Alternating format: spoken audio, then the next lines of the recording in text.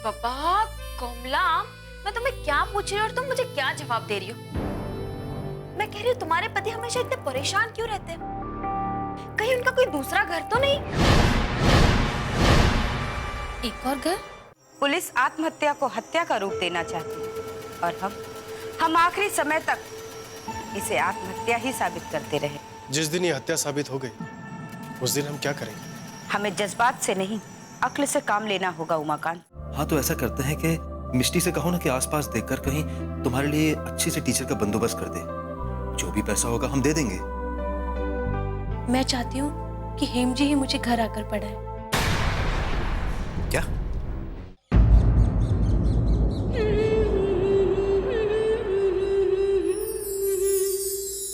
हेम,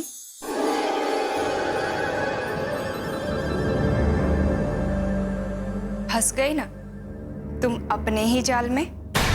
क्या मतलब? तुमने अपने बाबा से ये वादा तो कर लिया कि तुम उनकी खुशी के लिए अपने प्यार की कुर्बानी दे दोगी, मगर क्या तुम किसी और के साथ खुश रह पाओगी? कौन सी बड़ी बात है, मेरे लिए मेरे बाबा की खुशी ज्यादा जरूरी है। ये सब तो कहने की बात होती है हेम। तुमने गलत फैसला लिया है, मुझे इस बात का कोई अफसोस नहीं है। झूठ बोल रही हो तुम।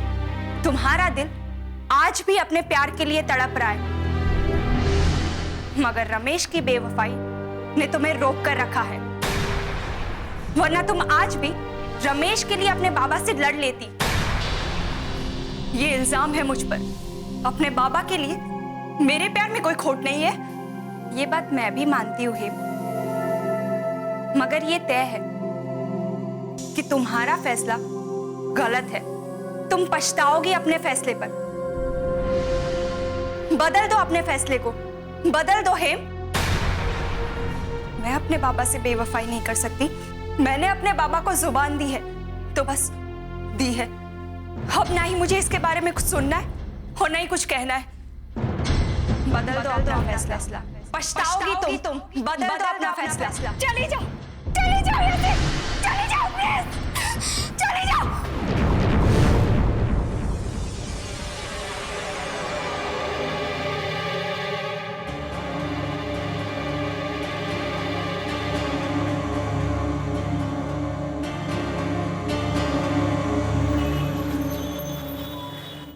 गए तो था अपनी बेगुनाही साबित करने, मगर हेम के मुंह से निकले वो शब्द मुझे छलनी कर गए। यार, मैं उस घर में अपना सम्मान, अपनी इज्जत सब खो चुका हूं।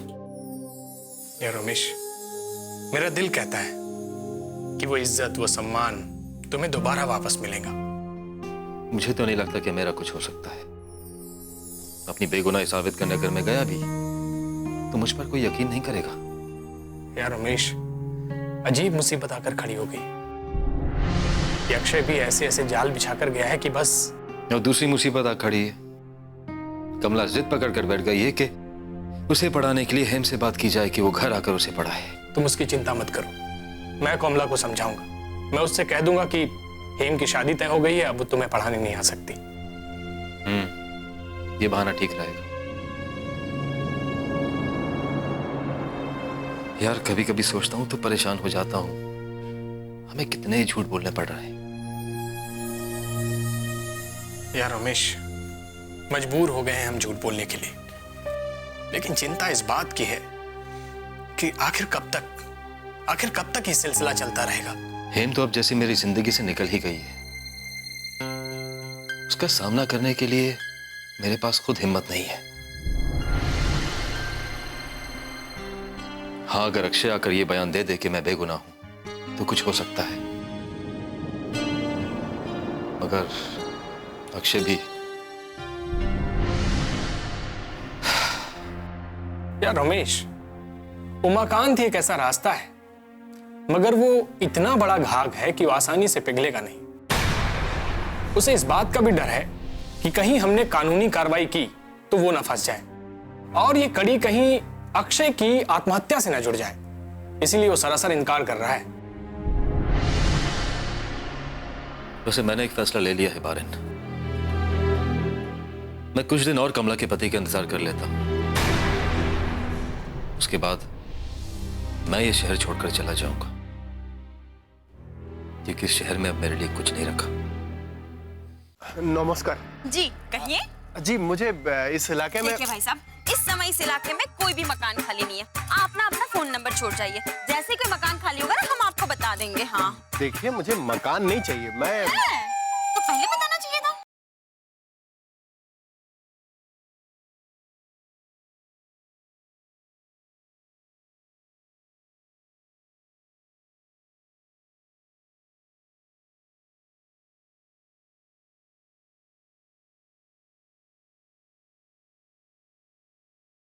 ऐसा प्रेम कहाँ। मुबारक हो देवी जी, हमने आपके बेटे की बर्बादी का पूरा इंतजाम कर दिया है। क्या किया तुम लोगों ने? उसकी क्लिनिक को तोड़कर उसमें आग लगा दी और उसके घर को लूट लिया। उसे कोई चोट तो नहीं पहुंची? नहीं, बिल्कुल नहीं। ठीक है, याद रखना, उसे अगर एक खरोच भी आई तो तुम सब तकलीफ में आ जाओगे। ऐसा नहीं होगा। हम जो भी कर रहे हैं आपके हुक्म के अनुसार ही कर रहे हैं। Good, very good. मैं यही तो चाहती हूँ कि मेरा बेटा वहां परेशान हो जाए और उस शहर को छोड़कर इस शहर में आ जाए। बस घर तक लाने का इंतजाम तो मैं कर ही लूंगी। और हाँ, उसे जरा भी शक नहीं होना चाहिए कि इन सब बातों के पीछे उसकी माँ का हाथ है। अपने बेटे को हासिल करने का दूसरा कोई रास्ता नहीं है मेरे पास। और तुम ये बात याद रखना कि अगर मेरे बेटे को जरा सी भी चोट आई, थोड़ी सी भी तकलीफ हुई, तो इसका अंजाम तो तुम जानते ही।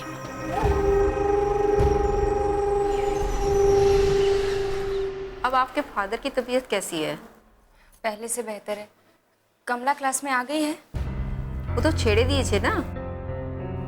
ये तो मैं जानती हूँ, मगर वो पढ़ाई के लिए महिला निकेतन तो आएगी ना। नहीं, अब वो पढ़ाई करने के लिए भी यहाँ नहीं आएगी। ये कैसा फैसला कर लिया उसने? उसका नुकसान हो जाएगा। सत्य बोले छो, देखा जाए तो कमला एक अच्छी स्टूडेंट साबित हो गई थी। मुझे उससे मिलकर उसके पति को ये बात समझानी होगी कि उसका नुकसान ना होने दे। उसे पढ़ाए, उसे लिखाए। अब वो आपको कहाँ मिलेगी? उसके घर और कहाँ? आमी और बाड़ी एड्रेस तुम्हें दिए दिच्छी। मुझे पता है उसका घर। मैं जाऊंगी उसके घर।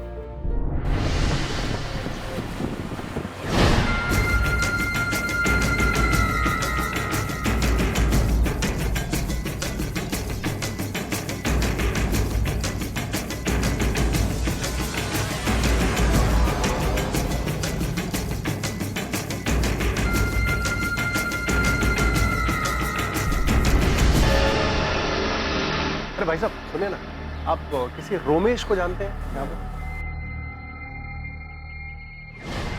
ये रोमेश के बच्चे कहाँ छुपा बैठा है? बाहर तो निकल। सर, तुम यहाँ क्या कर रहे हो मकान? सर मुझे पता था कि आप रमेश की तलाश में दर्जी पढ़ाएंगे, इसलिए मैं आ गया सर यहाँ पर। रमेश मिला सर? यही पास में रहता है वो, वहीं से जाकर आ रहा हूँ। सर मैं इस गली में तो कितनी बार आ चुका हूँ सर, लेकिन रमेश मुझे नहीं मिला सर कभी। तुम ना वहीं के वहीं हो और तुम्हारी औकात 2 कौड़ी की है। अरे सुनिए, अब नमस्कार। जी कहिए। जी मुझे इस इलाके में देखिए भाई साहब, इस समय इस इलाके में कोई भी मकान खाली नहीं है। आप ना अपना फोन नंबर छोड़ जाइए, जैसे कोई मकान खाली होगा ना हम आपको बता देंगे। हाँ देखिए, मुझे मकान नहीं चाहिए। मैं तो पहले बताना चाहिए था। तो पहले आपने मुझे बोलने का मौका कहाँ दिया? आपने सही तरीके से पूछा ही नहीं मुझे। वैसे भाई साहब, मैंने आपको पहले कहीं देखा है, वो भी इसी इलाके में। हाँ, वो क्या है कि मैं इस इलाके में कई बार आ चुका हूँ। वो एक रोमेश नाम का आदमी है, वो उसको मैं ढूंढ रहा हूँ। आप जानती हैं रोमेश को? अच्छा अच्छा, अपने रमेश बाबू। अपने रोमेश बाबू? हाँ वही जो वकील बाबू है और जो हमेशा परेशान रहते हैं। हाँ जी, वही रोमेश बाबू। कहाँ रहते हैं आप जानती हैं? हाँ वही सामने वाले मकान में। अच्छा, वो सामने वाले मकान में? हाँ बस यही। अच्छा अच्छा अच्छा, धन्यवाद। अरे बाबा, ये रमेश बाबू को कितने लोग मिलने आते हैं, मेरी तो समझ में ही नहीं आता। अरे बाबा, ये पेट दर्द ना आजकल उठता तो है पर किसी को कुछ बताने से पहले ही खत्म हो जाता है। ये भी आजकल धोखा देने लगा है। मैं उनकी पत्नी हूँ। अच्छा अच्छा, रमेश बाबू इस समय घर पे नहीं है क्या? जी नहीं, वो बाहर गए हैं। कुछ काम था आपको? हाँ जी, बहुत जरूरी काम है।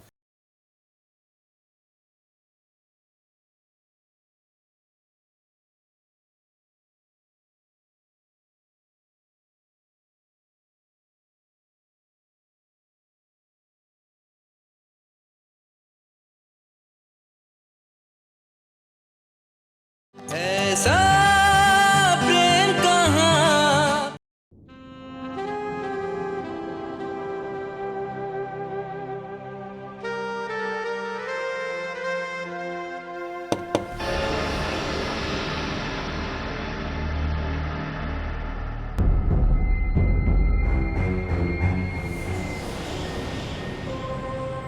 जी नमस्कार। नमस्कार।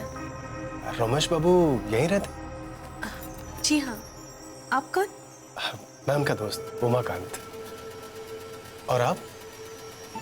मैं उनकी पत्नी हूँ। अच्छा अच्छा, रमेश बाबू इस समय घर पे नहीं है क्या? जी नहीं, वो बाहर गए हैं। कुछ काम था आपको? हाँ जी, बहुत जरूरी काम है। अब ये कार्ड उन्हें दे दीजिएगा और उनसे कहिएगा कि जितनी जल्दी हो सके मुझसे आके मिल लें। अच्छा, नमस्कार।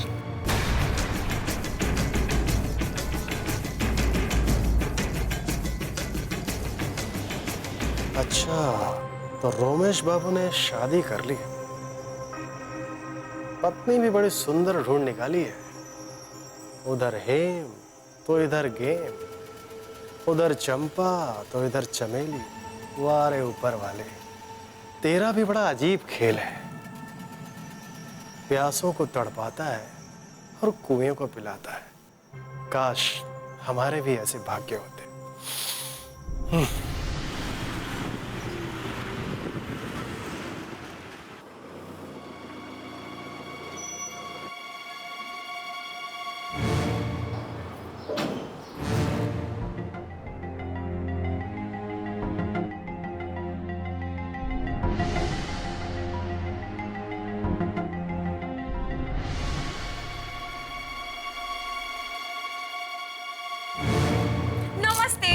जी नमस्ते। आप वही है ना जिसकी कार से उस दिन कमला टकरा गई थी? जी सही पहचाना आपने। और उस दिन आप कमला के साथ ही थी। हाँ सही कहा आपने। पर आप यहाँ? वो मैं कमला से मिलने आई थी, मगर यहाँ तो कमला अभी अभी अपने पति के साथ बाहर गई है। अगर 10 मिनट पहले आते ना तो दोनों से मुलाकात हो जाती। अच्छा ठीक है, फिर मैं चलती हूँ। अरे बाबा, ऐसे कैसे जाओगे? आप यहाँ तक आइए तो हमारे घर चलिए, चाय नाश्ता करते, तब तक वो दोनों आ जाएंगे। बहुत बहुत धन्यवाद। अगली बार आऊंगी तो आपके यहाँ जरूर आऊंगी। अभी मैं फिलहाल चलती हूँ, मगर कमला आए तो प्लीज आप कह दीजिएगा कि मैं आई थी। अच्छा धन्यवाद। ठीक है।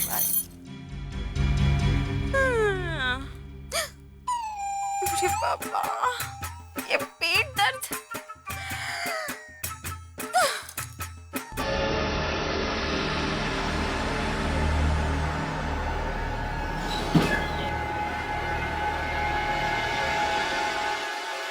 आपको पता है, मुझे अंग्रेजी के कई शब्द याद हो गए हैं। हेम मैडम जी मुझे और कुछ दिन पढ़ाएंगी तो मैं बहुत अच्छी अंग्रेजी बोलने लग जाऊंगी। फिर देखना, एक दिन मैं आप लोगों के साथ अंग्रेजी में बात करूंगी। फिर मुझे आशा है कि आपके दोस्त मुझे और प्रेम करने लग जाएंगे। शायद इसलिए वो मुझसे दूर दूर रहते हैं, क्योंकि मुझे अंग्रेजी नहीं आती ना। सही है ना? नहीं नहीं कमला, ये आपकी गलत फहमी है। ऐसा कुछ भी नहीं। रमेश ऐसा इंसान नहीं है। तो फिर वो मुझसे दूर दूर क्यों रहते हैं? बात बात पर नाराज हो जाते हैं। कभी उनसे पूछिए ना। ठीक है, मैं इस बारे में उससे जरूर बात करूंगा। ठीक है, मैंने महिला निकेतन में क्या पढ़ाई की है, चलिए मैं आपको सुनाती हूँ।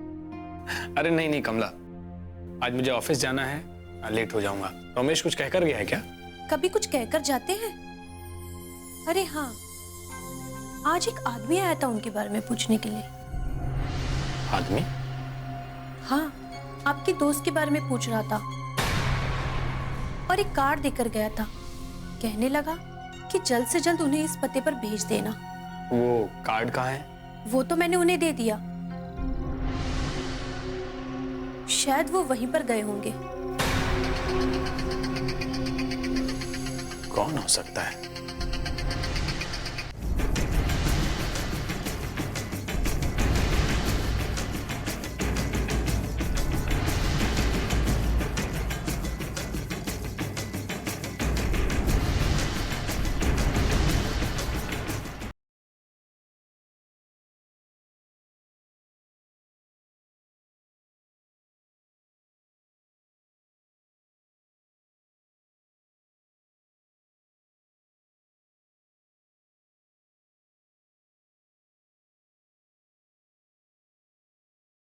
ऐसा प्रेम कहाँ। वो कार्ड कहाँ है? वो तो मैंने उन्हें दे दिया, शायद वो वहीं पर गए होंगे। कौन हो सकता है?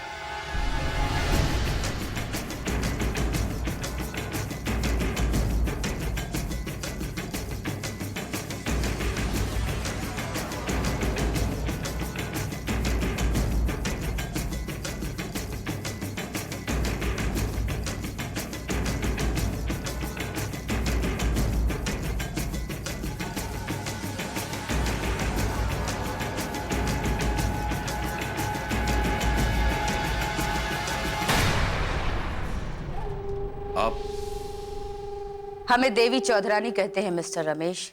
आप मेरा नाम कैसे जानती हैं और आपने मुझे यहाँ क्यों बुलाया है? आपके हर सवाल का जवाब दिया जाएगा। हम तो ये सोच रहे हैं कि कहां से शुरू करें। अपने दर्द की दास्तान सुनाएं या फिर आपका घर बसाने की फिक्र करें। चलिए चंद सेकंडों में हम अपनी दास्तान सुना देते हैं। शायद आपका दिल पिघल जाए और आप हमारी बात मान लें। हमारे पति इस समय जेल में हैं, उम्र कैद की सजा काट रहे हैं और इसका जिम्मेदार और कोई नहीं, आनंदो है। हमने आनंदो से भीख मांगी, उसके पैरों में रोए गिड़गिड़ाए कि वो हमारे सुहाग की मिट्टी पलीद ना करे और उन्हें कम से कम सजा दे। मगर उस पत्थर दिल इंसान का दिल नहीं पिघला और आखिर में उसने सजा सुना ही दी। हम आनंदों से बदला लेना चाहते हैं। वैसे काम तो एक गोली में भी हो सकता है, कोई बड़ी बात नहीं, मगर उसका दर्द चंद सेकंड का होता है, क्योंकि इंसान की मौत हो जाती है और हमारा बदला कहता है कि आनंदो जब तक जिंदा रहे, रोता रहे, तड़पता रहे, मौत के लिए भीख मांगता रहे। आप ये सारी बातें मुझसे? अभी हमारी बात खत्म नहीं हुई। बदला लेने के लिए हमने तुम्हें चुना है। आनंदो की बेटी हेम से प्रेम करते हो ना, और आजकल तुम्हारे मोहब्बत के सितारे गर्दिश में भी हैं। सितारे ठीक हो जाएंगे, ये हम पर छोड़ दो। तुम्हारी शादी हेम से कर दी जाएगी। क्या मैं जान सकता हूँ इस मेहरबानी के पीछे आपका क्या मकसद है? हमने कहा ना, बदला। शादी के बाद अचानक हेम और आनंदों को यह पता चलेगा कि रमेश नाम का यह शख्स गलत आदमी है। तुम्हें हेम को तरसाना है, तड़पाना है, इतना परेशान कर देना है कि वो सुसाइड करने के लिए मजबूर हो जाए। आपने अभी कहा कि मैं हेम से बहुत मोहब्बत करता हूँ और हम आनंदों से बहुत नफरत करते हैं। माफ कीजिए, आपने इस काम के लिए गलत आदमी को चुना है। हेम को सताना तो दूर, मैं उसकी आंखों में आंसू तक नहीं देख सकता। और एक बात कान खोल के सुन लीजिए, अगर मेरी हेम पर एक आंच भी आई ना, तो तो मुझसे बुरा कोई नहीं होगा। वाह, ऐसा प्रेम कहाँ। वैसे तुम्हें कुछ दिखाना चाहती थी।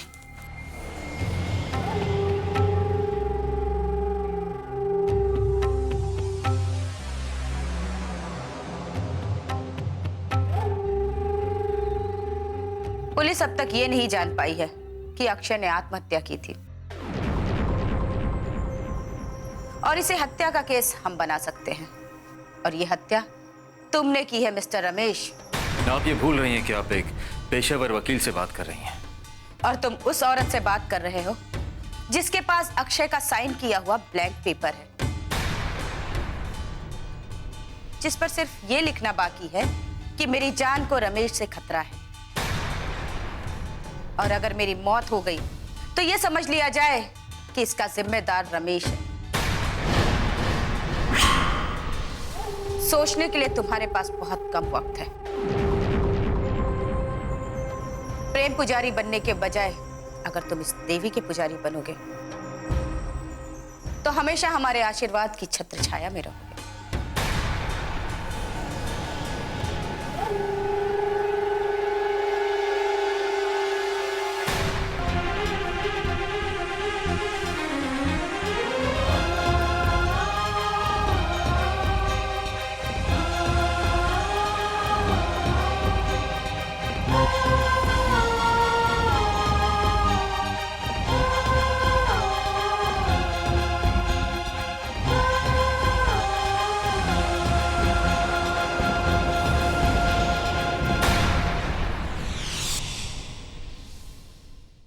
नई मुसीबत आकर खड़ी हो गई। क्या? देवी नाम की एक औरत से मिलकर आ रहा हूं। अब ये कौन आ गई भाई? एक ऐसी औरत जिसे आनंद सर से बदला लेना है, क्योंकि सर ने उसके पति को उम्र कैद की सजा दी है। आज शाम को वो तुम्हें देखने आ रहे हैं। आज मुझे पूरी उम्मीद है तुम्हें देखने के बाद वो ना नहीं कहेंगे। कैसे अचानक किसी की जिंदगी से जा सकते, कैसे किसी की जिंदगी से खेल सकते। इंसान इतना बेरहम होता है। ये बात तो मैंने तय कर ली है जुगी, कि मैं रमेश के अलावा किसी से भी शादी करूंगी और बाबा को उनकी खुशियां लौटा दूंगी। कैसे तुमसे कहे अपनी मजबूरी,